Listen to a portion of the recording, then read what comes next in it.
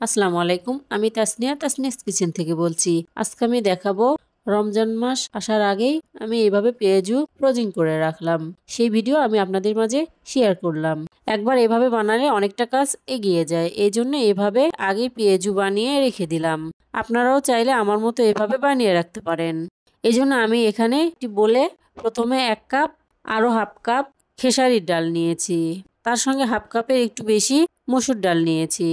এই দুটো ডালের মিশ্রণ ঠিক এই রকমই রাখবেন, তাহলে পেঁয়াজগুলো অনেক ভালো হয়। এবার এই ডালগুলো হাত দিয়ে ভালো করে এইভাবে কুচলিয়ে কুচলিয়ে ধুয়ে নিব। ভালো করে একটু ধুয়ে রাখবেন। আমি এটা কয়েকবারে ভালো করে ধুয়ে এইভাবে পরিষ্কার পানি দিয়ে ভিজে রাখলাম এই আধা ঘন্টা থেকে 40 মিনিটের মতো। 40 মিনিট পর পানি ঝরিয়ে আরও 1-2 বার পানিতে ধুয়ে নিয়েছি। পানিগুলো ভালো করে ঝরে নিয়েছি। আমি এটা শিলপাটাতে বেটে নেব। আপনারা চাইলে ব্লেন্ডার জারেও বেটে নিতে পারেন। আমি এভাবে বেটে নিয়েছি। একবারে মিহি পেস্ট করবেন না, একটু দানা দানা রেখে দেবেন, তাহলে পেঁয়াজগুলো অনেক মুচমুচে হবে। আমি এই বাটা ডালগুলোর ভিতর থেকে 3 ভাগের 1 ভাগ উঠিয়ে রেখে দিব, আর 2 ভাগ পেঁয়াজগুলো একদম রেডি করে রাখবো।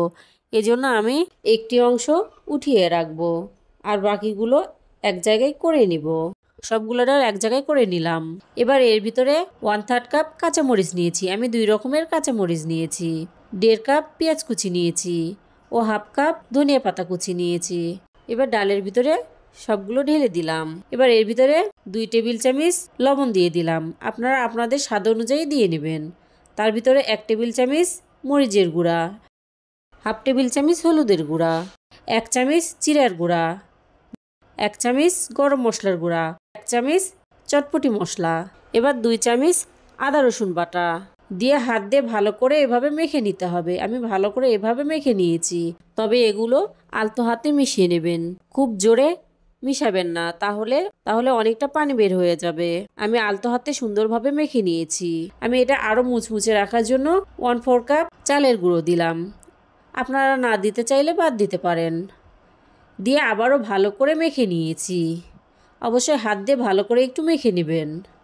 মেখে নেওয়া হয়ে গেলে আমি এভাবে হাতে রাউন্ড করে নিয়ে একটু চেপে চেপে দিলাম, পেঁয়াজু শেপ দিয়ে নিলাম। আমি আবারও একটা বানিয়ে দেখাচ্ছি। ঠিক আলতো হাতে এইভাবে রাউন্ড করে নিয়ে একটু চেপে চেপে দেবেন, তাহলেই হয়ে যাবে। আমি একটি প্লেটে কিছুটা তেল ব্রাশ করে তার ভিতরে পেঁয়াজুগুলো রেখে দিলাম। আমি এভাবে কয়েকটা প্লেটে পেঁয়াজুগুলো বানিয়ে নিয়েছি।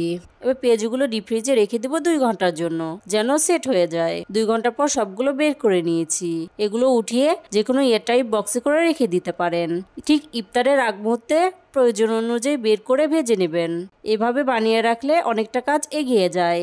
পর্যাপ্ত পরিমাণ তেলে মিডিয়াম আঁচে পেঁয়াজুগুলো ভালো করে উল্টিয়ে পাল্টিয়ে ভেজে নিলেই হয়ে যাবে। আমার এই রেসিপি যদি আপনাদের উপকারে আসে, তাহলে প্লিজ আমার চ্যানেলটিকে সাবস্ক্রাইব করবেন, লাইক, কমেন্ট ও শেয়ার করবেন। আল্লাহ হাফেজ।